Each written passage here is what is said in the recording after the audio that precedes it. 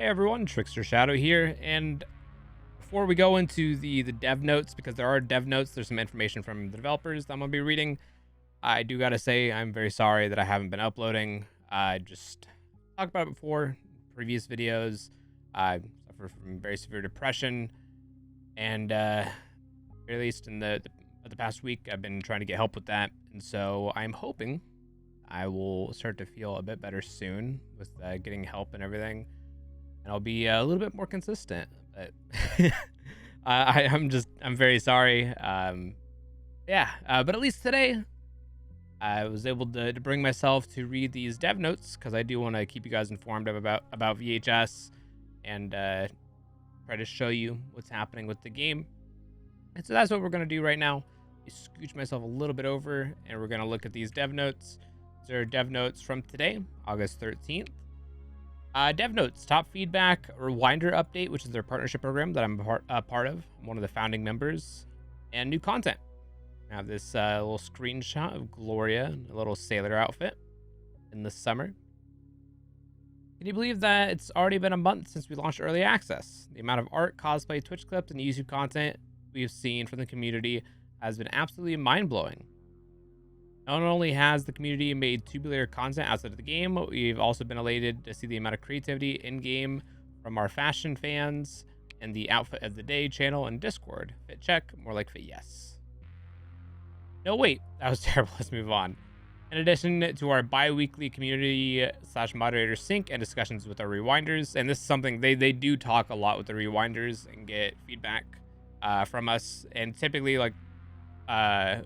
what I've seen from all the rewinders, myself included, is we'll hear things from the community either through our stream or we'll see stuff in Discord servers, like in the Discord general chat. And a lot of time, many rewinders will just straight up screenshot or copy and paste people's concerns and put them in the rewinder Discord, just kind of try to boost things. The devs do pay attention to the normal Discord, they do pay attention to the normal communications, but like we'll, as rewinders, we'll try to help by obviously saying oh, okay, this person has the issue, and then reiterating it only helps bring more light to it. So yeah, there's been a lot of communication with the devs, and I've been very happy with how they've been trying to handle and trying to figure out a lot of the community concerns. Speaking of community concerns, the top 3 pain points for our players currently are queue times and dead lobbies, monster gameplay experience, store and purchasing issues. Let's dive into these a bit. Top feedback and issues, queue times, and dead lobbies. There's nothing more frustrating than waiting in a long matchmaking queue only to join a game where someone DCs, or you end up playing a 3-minute game because you're also learning how to play, or you load into a dead lobby. Now, if you don't know what a dead lobby is, right now there seems to be an issue. I don't know how it occurs or what's happening with it, or what causes it rather. But sometimes you'll join a lobby and it's not full, and you'll sit there for a couple minutes and it just never gets anybody, and it's because it's a dead lobby and you need to re-queue. It's just never gonna find anybody, or at least if it does find somebody, it's gonna take a long time. And I've noticed it sometimes happens if somebody leaves. Sometimes it'll break the lobby, but that seems like it has been getting better. I've noticed a lot more instances where somebody leaves and they immediately get backfilled with somebody else. But yeah, there's issues with just lobbies not matching up players correctly. Feels bad, and we don't want our players to constantly experience that. There are 2 types of data that we're looking at, so we can address these concerns. Quantitative, raw numbers, aka what our data is showing us. Are players more effective if they're solo queuing or in a party? How many monsters are playing versus how many teams? Are there underlying matchmaking issues and bugs that aren't visible on surface level? Qualitative, feedback from our community, aka what our players are showing us. Difficulty with onboarding and tutorials. Monster feeling less fun to engage with. On the quantitative side, we're in the process of adding code to our game that will provide us with additional data that shows us a clear picture of any factors that could cause extended queue times or backfill issues. We made some progress on fixing some queue-related issues, but this data will help us pinpoint exactly how to address the technical bugs with dead lobbies and matchmaking, as well as give us the insight down the line as things change. So I'm going to read this next part. I feel like this next part is pretty important to go along with this, because I do know how people are going to read this initially. This doesn't mean that we aren't currently working on ways to improve queue times. This just means that matchmaking is an element that we will continuously be working through for the lifespan of the game. As our community grows, new teams and monsters are introduced, and skill levels change. Data will influence adjustments that adhere to anything that would impact the queue times in any way. So, basically, what they're saying is that they've already worked on a lot of potential fixes for like the queue problems with the queuing and matchmaking, the lobbies and everything. But they, in addition to them doing that, they are implementing systems to where they can more easily like analyze the data and figure out things ideally faster. And so, like a big part of like fixing issues in games, whether it be matchmaking or really anything else, is having the data to be able to inform your decisions. And they right now are implementing systems to where they can get that data more readily. And so that's good because that makes it to where, like, if there are any more queuing issues or matchmaking issues down the line, then they can implement better fixes and be able to fix it faster. And so this is them trying to like further try to help out the future of the game by putting in more stuff to basically like see the health of the queuing and be able to see like more factors of it. All right, another way that we're hoping to ease the queue time and queue time frustration is by increasing our DC penalty in an effort to discourage players from leaving match before they've been down or defeated by leaving a full lobby.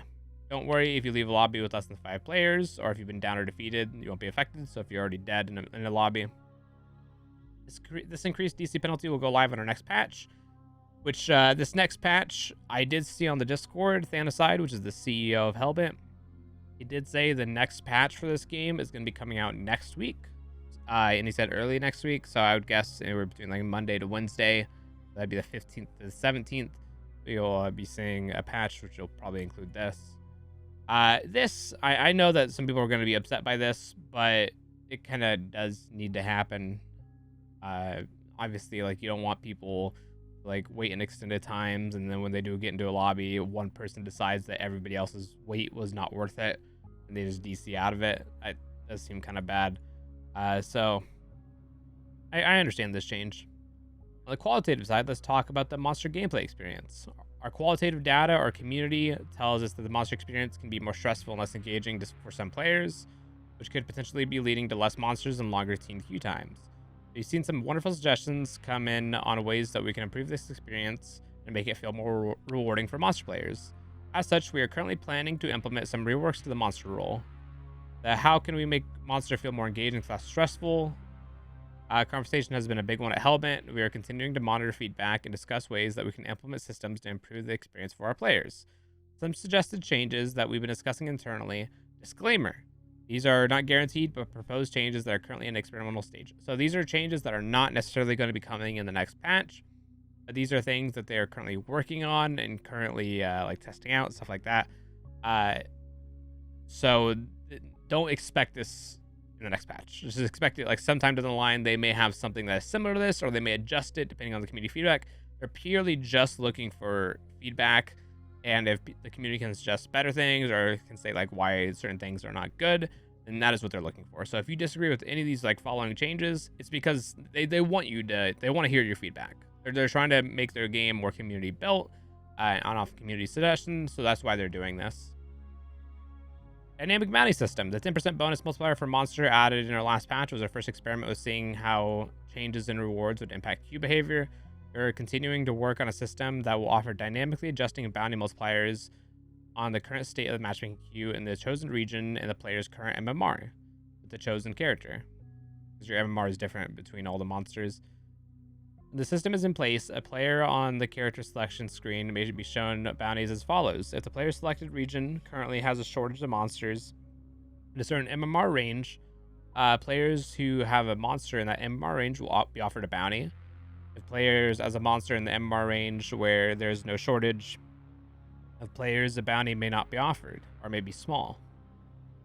The system will be able to offer bounties for teams as well as monster.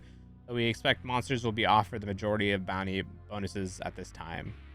So they're trying to make a more dynamic system, essentially, that'll automatically try to offer like stacking bonuses depending on what is needed at what MMR distribution, because there may be a lot of like really good monsters that have like 95% win rates, but there's not a lot of monsters that are more towards the middle of the pack or towards the beginner level And so they may offer those type of people more incentives, so they're more likely to queue up as monster, so that they can go against the people that they should be going against. Because a lot of the issues with the matchmaking is that from what I've seen is that there's a lot of really good monsters and there's a lot of like newer monsters, but it doesn't seem like there's a lot of intermediate. I don't know if this is actually the case. And so you will have people going against like the really cracked up monsters, and there's not that much they can do. And then you'll have the really new monsters go against people that are really cracked teens. And the reason why is because when like the really good monsters are queuing, there may only be less experienced people at that time, and then the MR eventually gives those people to the more experienced monster just for the sake of queue times. And then when a less experienced monster queues, there may not be as many new people, but there may be like a more experienced people, and then it queues them, and it just all gets mismatched. So hopefully by offering more MMR systems or more dynamic MMR system bounties, they'll be able to try to fill out that MMR distribution a little bit better, which makes sense. The intent of the system is to provide the player with incentives and information to queue in a manner that will result in the shortest wait time. In-game sequence changes. The end of the game sequence is what happens in a match after one team has won. Either the last team is downed or the last wound is death to the monster. Being a small team, we haven't yet had time to give this sequence the attention we think it needs. Our design for the revised end of game sequence includes the following: new music for when winning or losing a match, new equip slots for both team and monster to play celebratory emote sequences at the end of the match, accommodation system for both factions to provide a way to compliment your teammates and opponents based on your experience in the match. Bonus points may also be awarded to accommodations. I think it'll be really good. The improved flow should bring a more satisfying conclusion to matches and provide a way for both sides to give each other props and encourage sportsmanlike behavior.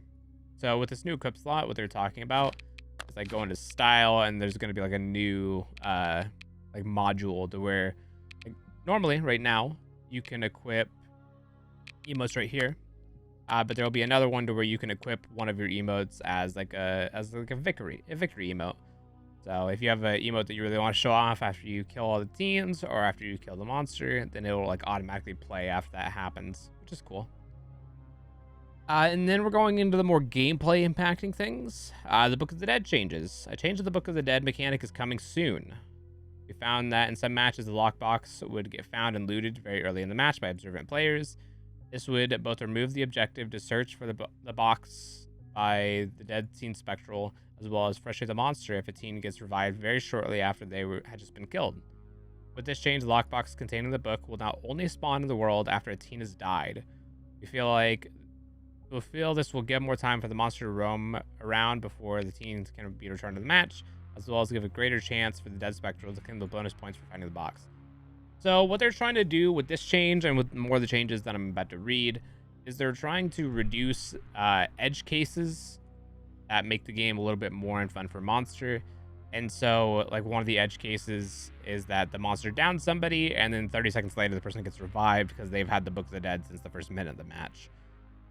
And that can be very frustrating. And so they're trying to reduce that by making it to where if somebody is dead, like, yeah, they may be able to find it, the box and spectral like really fast, or somebody may be lucky and it spawns right next to them, something like that. But it'll increase the time overall on average that it will take for the teens to find the book and be able to revive. And so it'll give the monster a little bit more time to keep their upper edge by playing well enough to get a kill. So I think this is good. Of course, we'll have to see how it is exactly implemented, to see like the values and like how it actually plays out. But I think this is a good change. Banishment changes. Based on player feedback, we're looking to improve the monster experience around the banishment mechanic. Playing as monster can be very intense and requires a lot of focus. When banished, there can be a feeling that you are losing too much footing in the game, as well as being worried about what can happen to you right after returning from being banished. Specifically, what they're talking about is like getting spawn killed, which has happened. The monsters really spawn in and immediately get bonked. We'd like for players to have more of a break while they're banished. So we're experimenting internally with the following changes to banishment. So they're saying they're experimenting internally. So this isn't even just like on the idea stage necessarily. This is something that the devs are like playtesting. But of course, that doesn't mean that this will ship like this. It means that just they're in the testing phase for this right now. All monster power cooldowns will refresh after becoming banished. It felt excessively punishing for a monster to use a power with a long cooldown just before being banished and not be able to use it upon returning to regaining momentum. Very good change. No suggestions based off of that. While the monster is banished, teens will not be able to craft or charge weapons. Teens can still perform other actions such as reviving, healing, searching vending machines, etc. during this period. Now, this one, I understand the purpose of it. You're trying, because like you can't pressure the teens, and so them getting free crafts is really like that's a lot, and so it could result in a snowball that it's going to be hard for the monster to come back from.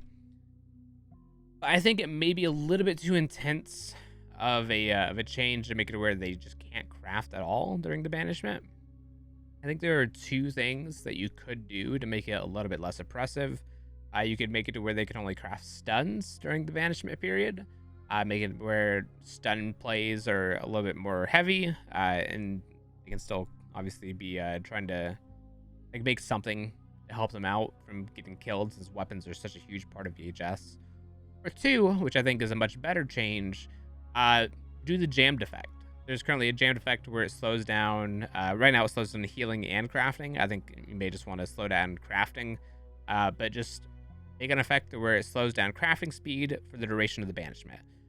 That way they can still put in craft. They can still be doing their normal game flow. It doesn't interrupt the game flow of the game, but it also still prevents the efficiency of making weapons. I think that'd be much better than just stopping them from crafting at all. And I think that would be just better for the game. Just having a bit of a slowdown instead of just making it to where they can't craft at all. We're going to be increasing the duration of the banishment. I'm guessing that this is just an effort to like get into a better position away from where you just died, have a little bit more of a breather, so on and so forth. Create a scream shockwave at the point where the monster returns from being banished. This will give the monster players a period of empowerment and safety upon their return. So this is trying to remove the edge case, like I was talking about them removing edge cases of getting spawn killed.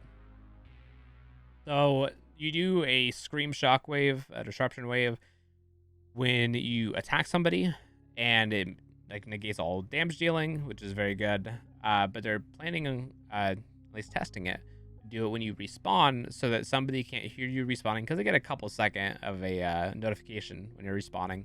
They can't hear you respawning, and then just immediately like, throw a Molotov at your feet or start hitting you preemptively.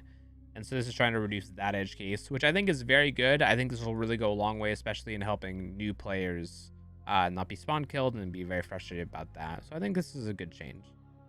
There is one potential pain point that this could cause, which is with camping, particularly camping bodies. But that is still something that like you just wait for the shockwave to happen, and then you go after the monster and then punish them for camping. It's the same thing. Like if they're camping a body, then you just make weapons, and especially make like RCs, eyes, shock spears. You can punish them for that. But that's one potential pain point. But I think the benefit of this very much outweighs the negative or possible negative. I think that's good. Plague system changes. Currently, monsters may choose to use a monster prize to bring a plague into a match, which can be recharged upon getting hits. So if you don't know what a plague is, there's various types of them. I'm gonna hide my face real quick. Like this one, you get 250% faster, or not, they bleed out 250% faster for 11 seconds when they're on the ground, the teens, whenever you use that. This one's the jammed, 50% less crafting and healing speed for 20 seconds, 50% rage over 5 seconds, 175% faster cooldowns for 12 seconds. And so it's basically just like buffs that make you a little bit more powerful as a monster. And they're saying, we like to dimension this as the monster gameplay. However, since it requires a prize slot, it is not a factor in the majority of games and does not feel like a core mechanic. With this rework, plagues will be a factor, can always be a factor in a game, whether or not you chose to bring a plague prize or not. Instead of the plague being a recharge mechanic, whenever a monster does not currently have a plague, they will be able to work towards one by achieving a certain number of hits on teens. Once the required number of hits is reached, the monster will be able to press the use plague button to reach into the beyond and retrieve one. The type of plague retrieved will be random, so you never know what you get may impact your next move, We're aware this change of the plague will make them more common, so the effects of the plagues may be rebalanced accordingly. So I think this is a very good idea. It adds milestones to the monster gameplay, which I think is something that a lot of newer and intermediate monsters really need, and making it feel like their attacks actually mean something. Because like downing somebody as monster may not feel necessarily as satisfying as downing somebody as teen getting a stigma. So I think this is very good. Two, really just one thing. I guess it'd be two. I hope that there is still a counter on the screen that signifies like how far you away from getting the plague. Like right now in the lower right hand corner when you're running a plague prize, it'll tell you how many hits that you need to get it recharged. I hope it does the same thing for this, that you can see how many hits you need in order to get a plague. And two, I kind of hope that when you use the plague, it just gets rid of it so that you can get multiple different types of plagues in a match. Let's say like the amount of hits is 5. I think 5 would be a good number. So you get 5 hits, and then you get one of these like mini plagues, because they said they are going to be most likely nerfing them to bring them more in balance with getting them more often. But let's say 5 hits, and you get one of these mini plagues, and then you use it, and then it goes away. And then another 5 hits, you get another mini plague, and you use it, and it goes away. I think that would be really good. That would also reduce like the cases of people like just keeping a plague. Like, because I could see like people getting like a rage plague, using it, and then if they were able to recharge it, they would just keep on recharging it and then using it and over. And so I think it would be better if it was just random, like 5 hits, you get a rage plague, you use it. Another 5 hits, you get a cooldown plague, you use it. Another 5 hits, you get a Jan plague, you use it. I think that would be a lot more interesting. At least me personally. New status effect, busted. Oh my god, this is so busted. Our teen health state system was designed such that teens can always have a chance to survive as long as they keep monster from getting enraged and keep themselves healed up. The majority of games, the system works as well. However, a pain point for monsters are the times when teens just won't seem to die no matter how many times they're hit. To help prevent these very long matches and monster exhaustion, we will soon be adding a status effect to the game called Busted. So this is something that is very prevalent. I believe I released a video. It was like, this is what like a VHS comp team looks like. Which, side note, people were like very upset at the teens in that video, but they were just playing well. I think it's funny. Like there's no reason to be upset at those people. Those people were legitimately just like playing well. Don't be sore about that. But in that video, I get a lot of hits on them, but I'm not able to kill them because of the way the just Doll Master works and how well they were playing. But with this system, teens will gain the busted status effect for the remainder of the match after they receive 6 hits. Resurrection will not reset the status. When busted, an injured teen can no longer be healed by the other teens, nor can they use a medkit. There is still one way to heal, however. The unpowered Holy Staff's miraculous powers are strong enough to overcome this affliction and will work as normal. In addition, the busted teens will have a unique health state indicator on the HUD and leave differently colored trails of chromatic aberration. To feel this change, we'll put a cap to the amount of hits the teen team can sustain before they're defeated, and give the monster a more satisfying sense of progression towards winning the match with each hit. Naturally, we'll be monitoring the impact of a change like this, how it has on the game's balance carefully. So I think this is actually a legitimately good change. They may need to change it from 6 hits to 7 hits, depending on how oppressive this may be. 6 hits is definitely something a lot of people die in 3-4 hits anyways. So I think putting a cap is good, because you can enter situations, especially as like Doll Master, for example, where you're just not able to kill anybody, and it just kind of becomes a slog. And so I think reducing the edge cases even more so is good, and this is particularly reducing the edge cases for like really good teams. I would say that this is more so like a nerf to very, very coordinated teams, because it makes their mistakes through their coordination that much more heavy. If you're in like a regular solo queue, you may not experience this as harshly. You may get like one person that gets busted, but in like really coordinated teams, I guarantee you like everybody will have the busted status effect. And so this is definitely something that is going to affect all teams, but I think is going to disproportionately affect very coordinated teams, which I think is good, because I think it's good in the way that like this is very akin to like losing a stigma as monster. If you're busted, you're injured, so you're still in the game. It's just a lot more risky. And the same thing as like monster, when you lose a stigma, you're still in the game. You're just at a little bit more of a disadvantage. And so I think that when you enter the busted state as teen, it's akin to you being down a stigma. While you may be at a little bit more disadvantage, you're still in the game and can still make good plays. I think this is a good change. It's a very good step in the right direction.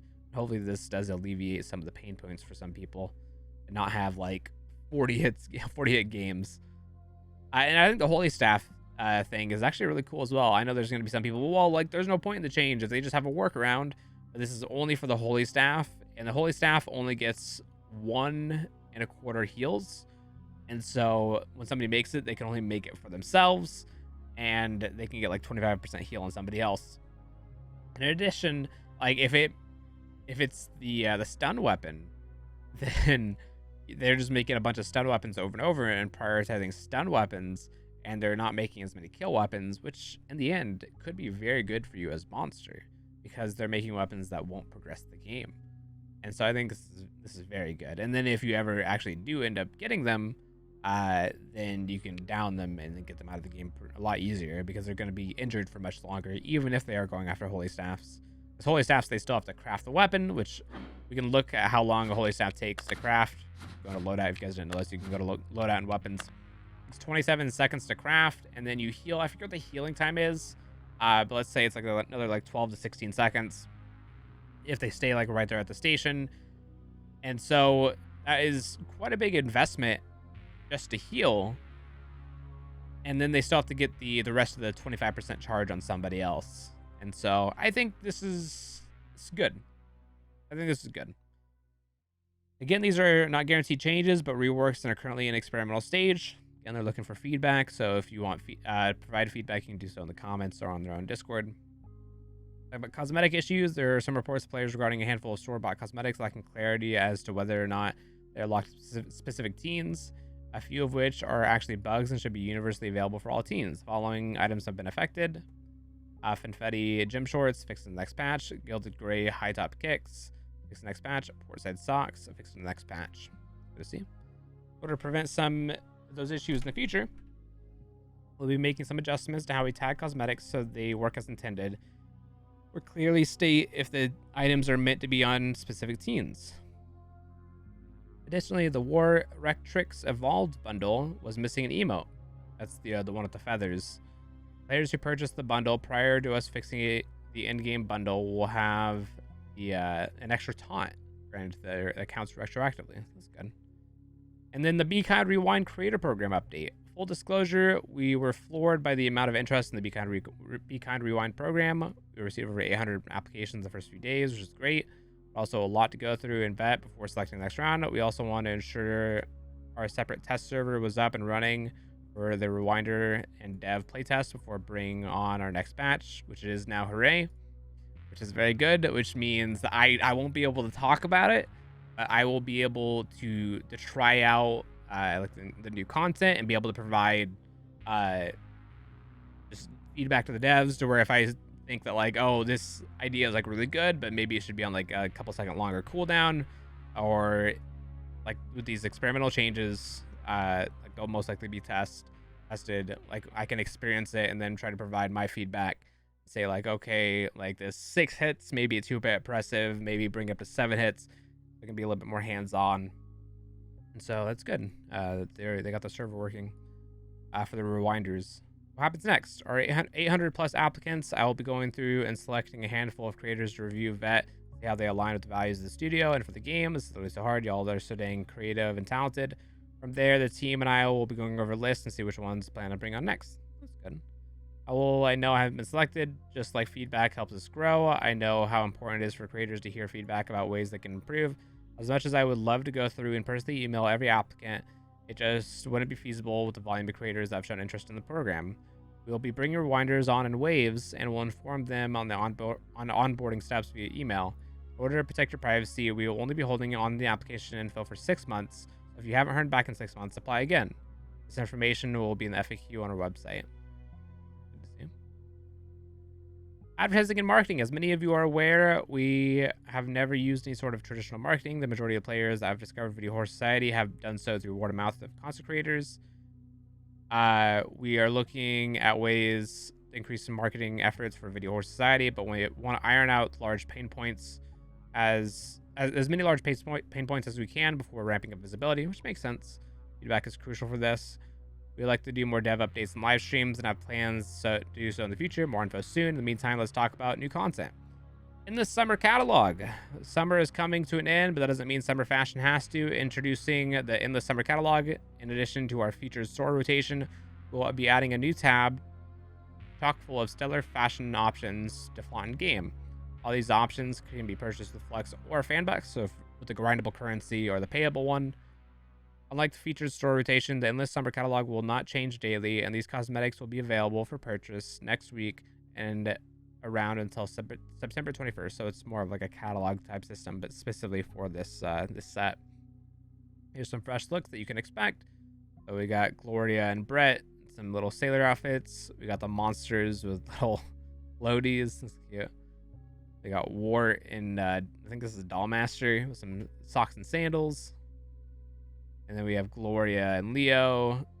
We have these monsters and their little reminds me of like I forget the name for it. Like the people all sing together. Little hats. And then of course we have the Shark Wart. And one very cool thing about this, and this isn't me leaking, the devs have confirmed this through the Discord, that this is not a costume. This is not a Link set. This is 3 different parts. There's a headpiece, the arms, and the feet. That is all different parts, and then the color and all that is a trait, and so you can mix and match different elements of this Shark Wart cosmetic to be more personal to you. So that's very cool. And now an important message from Hellbent Games. So we got a bunch of binary, and then we got this.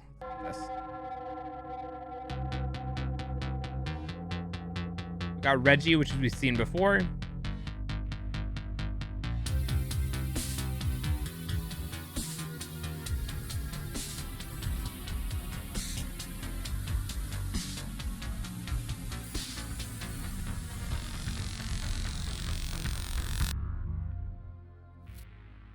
Which is very, very cool.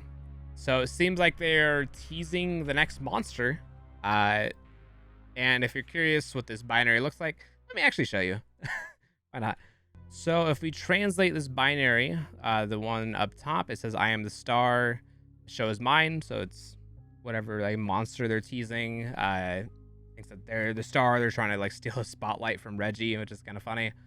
And then they have this where it says, he is mine, and so they're trying to like say that like they're controlling. So they're very like controlling. They want the spotlight, so on and so forth. And you can tell there's a lot of different like it reminds me of like the Terminator visuals. It's very cool. And so I'm hoping we see more information on this. This is obviously like a little bit of a teaser. And so I'm hoping we see more information. Of course, they're releasing a patch this week. I don't think it's going to be a patch that includes this. But I'm guessing that they're probably going to do the patch and they're going to start teasing even more, hopefully. But yeah, very good to see. What just happened? A little blip there for a second. But anyways, let's move on. We've been hearing a lot of feedback from our community about our communication, and we agree. It's been on the lighter side for the last bit. And we've been very heads down with the launch of EA. But we can say that we aim to put out these dev notes a minimum once a month, so they could put them out a little bit more, depending. To talk about what we know, what we're working on, what we plan to go, or where we plan to go. Beyond and beyond, Sam. And so they're planning on doing even more communication. New content seems to be very soon. They're releasing another cosmetic set. They're planning on working more towards marketing the game. Rewinders are going to be chosen soon. They're doing some fixes to some of the cosmetic issues. They're adding in possibly, they're trying to get community feedback on these things. Busted, so max hits that teams can take. They're trying to make plagues more like integral and like baseline mechanic. They're trying to make Banished feel a lot better for Monster. They're trying to make the Book of the Dead more standardized in how it's used. and they're trying to make the end game a little bit more flashy, and they're trying to have some dynamic bounty systems to make the matchmaking a little bit better. And then, yeah, that's pretty much it. And they're planning on putting in some more systems to where they can analyze the data of matchmaking and queuing to be a lot more easier to manage and to try to create solutions for. So overall, I think this is a very good dev update. I think that there's a lot of good things that they're doing. It seems like they have a decent understanding on where the game needs to go. And I'm very curious to hear what you guys think. If you guys think that some of their experimental ideas are good or bad or need to be adjusted in some way, love to hear so in the comments down below. I'll be live streaming by the time you see this video or at the end of it. And so if you want to join my live stream and talk about it, I'll be live if you want to talk about some of the changes. And thank you all for watching. I'll hopefully have some more videos out soon, and I will see you guys in the next one. Bye-bye, everyone.